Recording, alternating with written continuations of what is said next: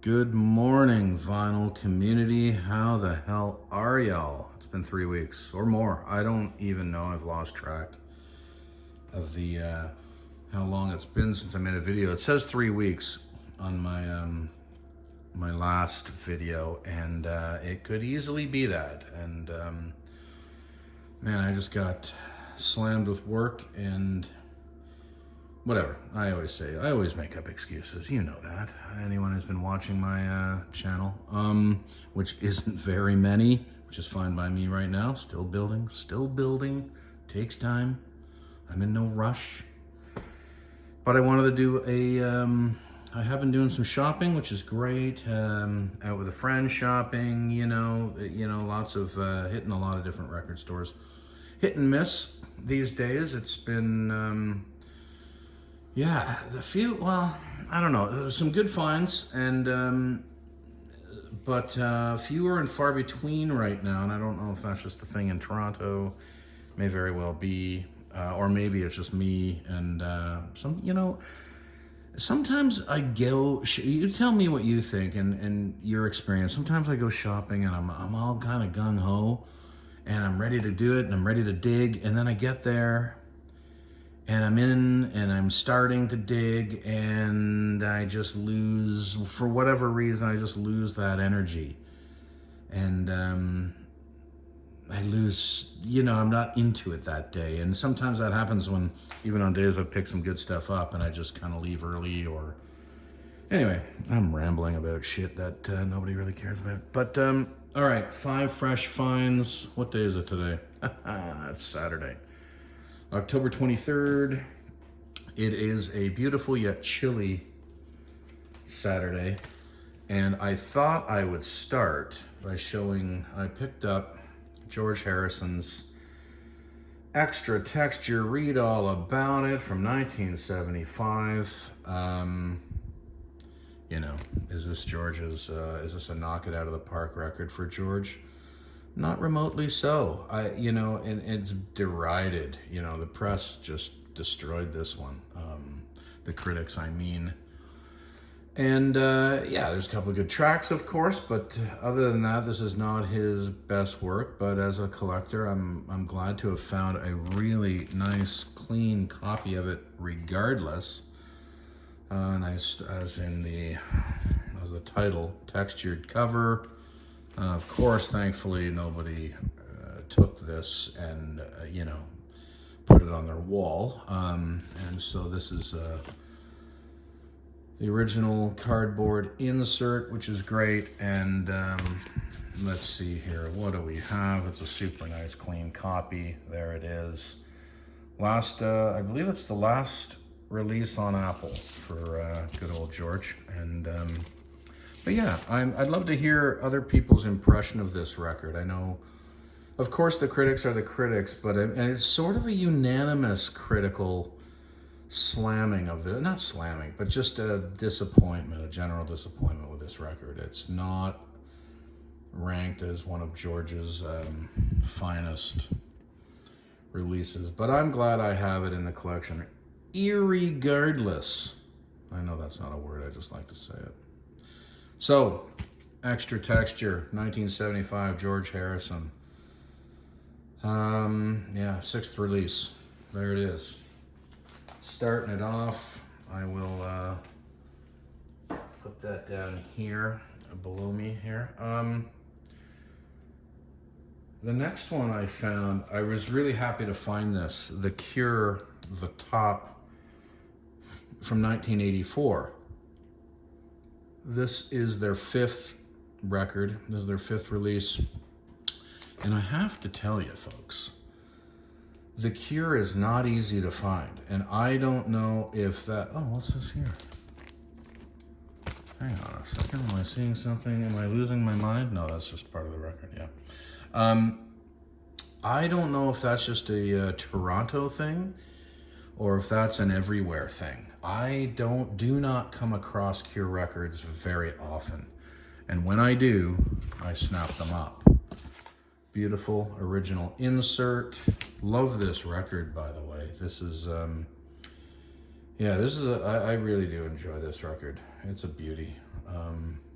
I didn't at the time, you know. I was there were certain tracks of The Cure that were undeniable and great, and I enjoyed. There we go. Someone named Valaket wrote their name on the label. That's unfortunate, but it happens with the used market. You're going to come across that every now and again.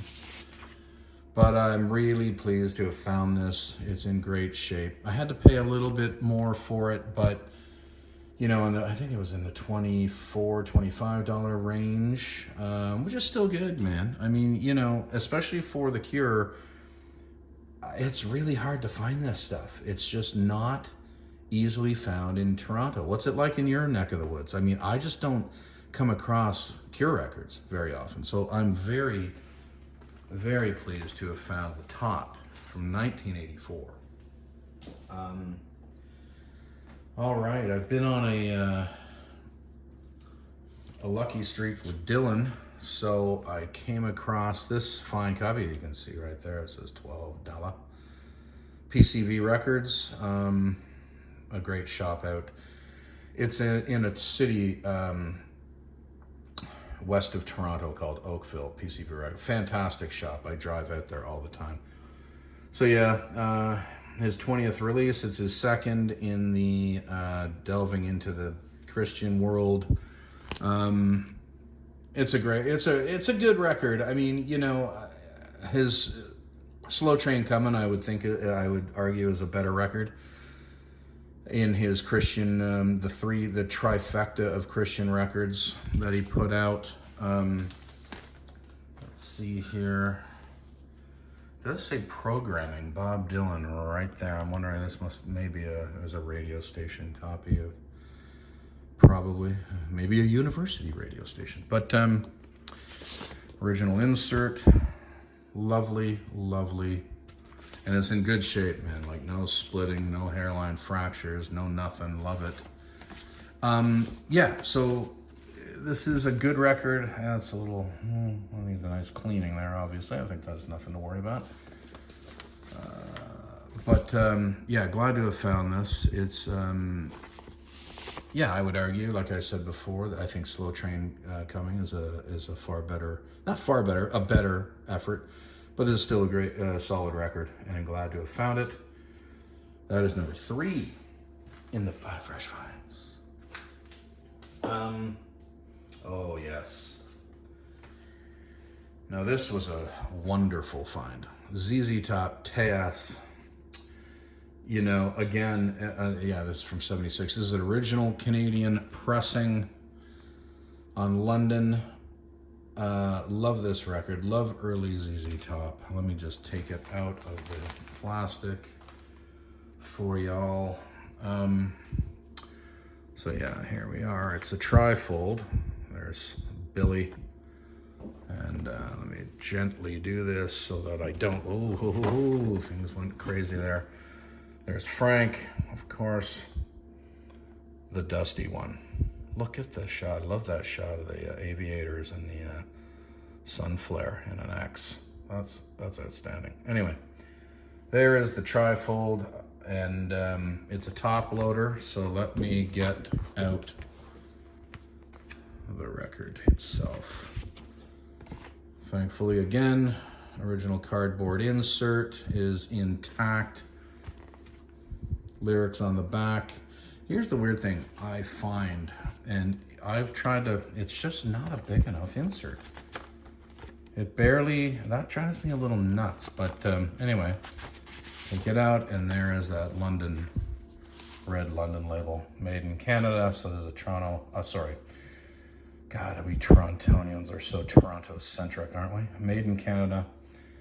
Wonderful shape, incredible copy. I'm so happy to have found this. I'm not going to bother trying to do that. But yeah, Teas from 1976, fabulous ZZ record. So glad I found that. That is my 4th fresh find. Now, again, I've been having some luck in the Hall & Oates world. So Beauty on a Back Street. Now this record kind of got a lot of chatter about this one. But I like this record.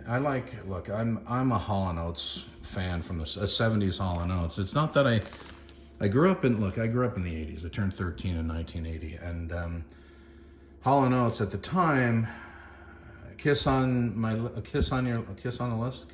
List. I forget what it's called. But that was huge when I was about 13 years old. But then the 80s came around and Hall & Oates went very MTV, comes with the original inner, and it's just a lyric sheet, it's not an inner sleeve. Great shot of the duo right there. Great shot of Daryl. I love the shades on him there. So yes, there's an original Canadian press. Oh, it might be US actually. I'll have to double check that. I think this might be a US fine. Let me double check it. I'll have to double check later. But our RCA, and I really like this record. But again, like I said, I am a sucker for all things Hall & Oates in the 70s. Anyway, this is my fifth and final fresh find of the day. Wanted to show you Daryl Hall, John Oates, 1977, Beauty on a Backstreet.